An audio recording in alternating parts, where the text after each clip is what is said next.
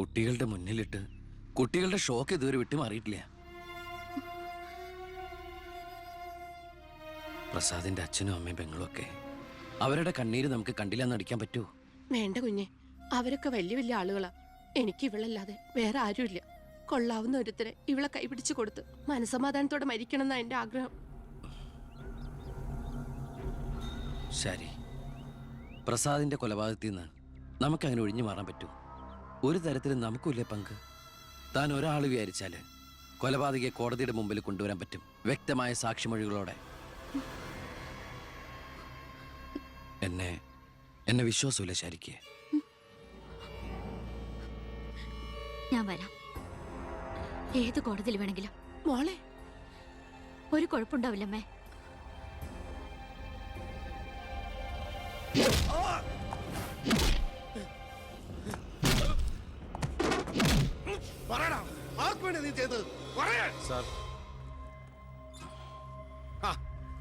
ഇവനാണ് മുഖ്യപ്രതി, വെട്ടൂർ ശിവൻ. ഇതൊരു രാഷ്ട്രീയ കൊലപാതകമായി വളച്ചൊടിച്ചതിന് പിന്നിൽ ആരാണെന്ന് ഇവന് അറിയാം. പക്ഷെ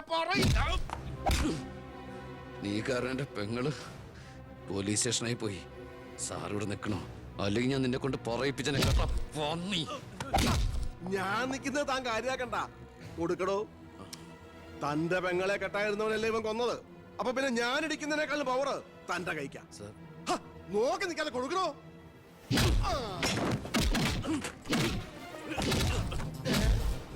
തിരിച്ചടിക്കാൻ എന്റെ അച്ചു വീടോ? ഇടിച്ചു തന്നെയോ? ഇടിക്കടോ.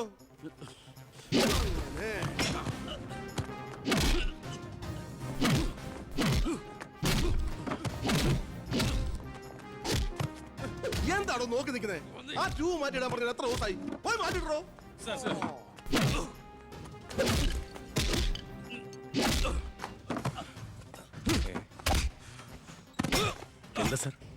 ഒന്നുമില്ലടോ, പോലീസ് സ്റ്റേഷനിൽ കൊണ്ടുവന്ന് പ്രതി ഓടി രക്ഷപ്പെടാൻ ശ്രമിച്ചു. പിടികൂടിയപ്പോ പറ്റിയ മുറിവുകളാണ് ദേഹത്തെന്ന് FIR എഴുതി ചേർത്ത്.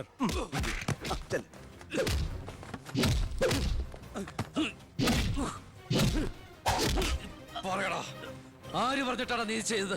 പറയാൻ ആരാടാ നിന്റെയൊക്കെ പിന്നിൽ? ഒരു ചാൻസ് കിട്ടിയെന്ന് ചോവറാക്കരുത്, അവൻ ചത്തുപോവും. പിന്നെ ലോകം മർദ്ദനം, CAക്ക് സസ്പെൻഷൻ. വെറുതെ എന്തിനാ എന്റെ കഞ്ഞിയില്? തൽക്കാലം ഇവനൊന്ന് റെസ്റ്റ് എടുക്കട്ടെ. എനിക്ക് അവന്റെ മേലെ കുറച്ച് പണിയുണ്ട്. എന്നിട്ട് ഞാൻ അവനെ കൂടെ സത്യം പറയിപ്പിച്ചോളാം. താൻ ചെല്ലേ.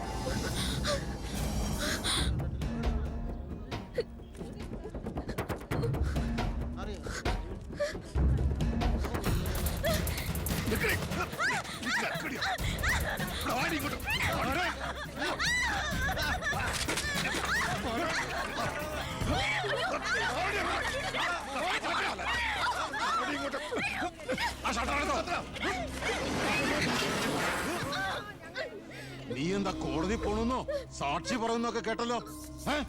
ശരിയാണോടി?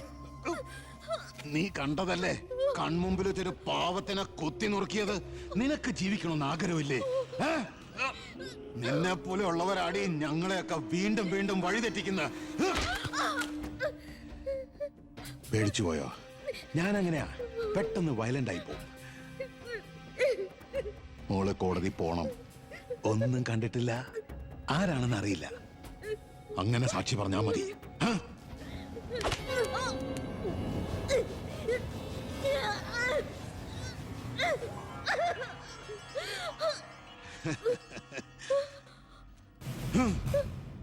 ഇനി ഇതിന്റെ പേരിൽ നമ്മൾ തമ്മിൽ കാണേണ്ടി വരരുത്.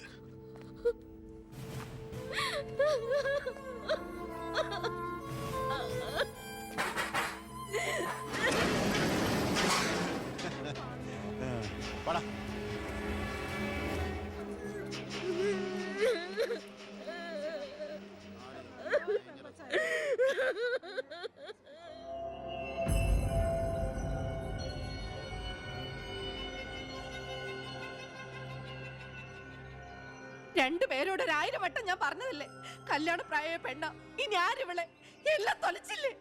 അതിനിപ്പോ ഒന്നും സംഭവിച്ചില്ലല്ലോ. ആര് വിശ്വസിക്കും? ഇത്രയും പേരുടെ മുന്നിൽ വെച്ച് മറുപടി പറഞ്ഞു പറഞ്ഞു ഞാൻ മടുത്തു. എങ്ങനെ ആശ്വസിപ്പിക്കണ്ടെന്ന് എനിക്കറിയില്ല. ഈ സമയത്ത് പറയുന്നത് ശരിയാണോന്നും അറിയില്ല. ഒരു സഹതാപത്തിന്റെ പുറത്ത് ചോദിക്കുന്നതല്ല. എനിക്കിഷ്ടമാണ് അവളെ. ഞാൻ നോക്കിക്കോളാം, പൊന്നുപോലെ. രാഷ്ട്രീയ കുടുംബമല്ലേ, അവസരത്തിനൊത്ത് പലതും പറയും, നാളെ അത് മാറ്റിയും പറയും. തിരിച്ചറിവില്ലാത്ത പ്രായത്തിൽ നീ കൊടുത്ത കത്ത് മേടിച്ചു എന്ന് പറഞ്ഞ് ആട്ടി പുറത്താക്കിയതല്ലേ ഞങ്ങളെ. ഇപ്പതാ സാക്ഷി പറയാൻ കൊണ്ടുപോയി അവളുടെ ജീവിതവും നശിപ്പിച്ചു. ഇനി എന്ത് വിശ്വസിച്ച അവളെ നിന്റെ കൂടെ അയക്കേണ്ടത്? കൊല്ലൂല്ലെന്ന് എന്താ ഉറപ്പ്? മന്ത്രിയുടെ മോൻ എന്ന പദവിയല്ലാതെ ഇവളെ കൊണ്ടുപോയി പോറ്റാൻ നിനക്ക് വല്ല ജോലി ഉണ്ടോടാ?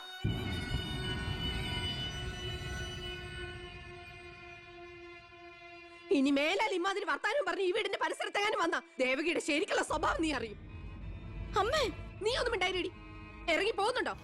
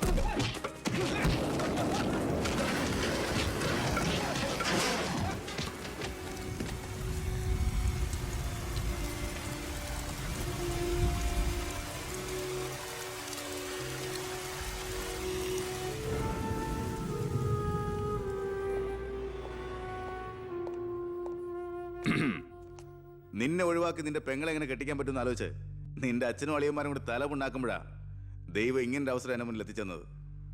ആദ്യം നിന്നെ സപ്പോർട്ട് ചെയ്യുന്ന CI വിജയനെയും ഗ്രൂപ്പിനെയും ഒരു അന്വേഷണത്തിന്റെ ചുമതല കൊടുത്ത് ഞാൻ സേലത്തേക്ക് അയച്ചു. ഇനി ഇവിടെ വെച്ച് നിൽക്കിട്ട് തന്നാലും കൊന്നാലും ചോദിക്കാൻ ആരുമില്ല. പക്ഷെ എന്ത് ചെയ്യാൻ പറ്റും? നീ എന്റെ അളിയനാകാൻ പോലെ. ഒരേ ഒരു അളിയൻ. ഒരു പ്രതിയെ പിടിച്ചാൽ 24 മണിക്കൂറിനകം കോടതിയിൽ ഹാജരാക്കണമെന്ന നിയമം. പക്ഷെ നിന്റെ കാര്യത്തിൽ ഞാൻ പറയുന്ന റൂൾസ്. എന്തായാലും എന്റെ കല്യാണം കഴിയുന്നവരെ അളിയനെ ഈ മുക്കയും ക്യാമ്പിൽ തന്നെ കിടന്നു എന്റെ ഈ കല്യാണക്കുറിയും വായിച്ചോണ്ട്. എന്നാ പിന്നെ കല്യാണത്തിന് ശേഷം തറവാട്ടി നമുക്ക് കാണാം. വരട്ടടാ അളിയ.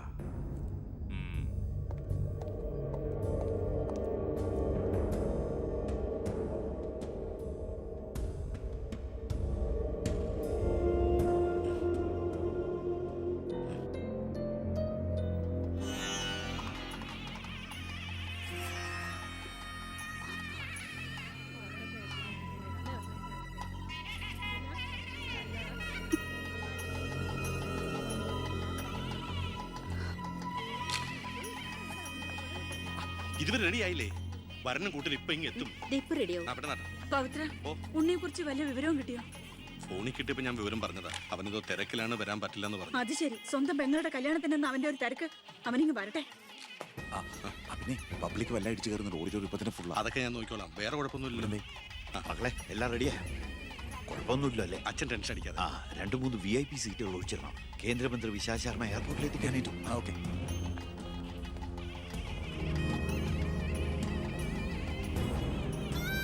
മോളെ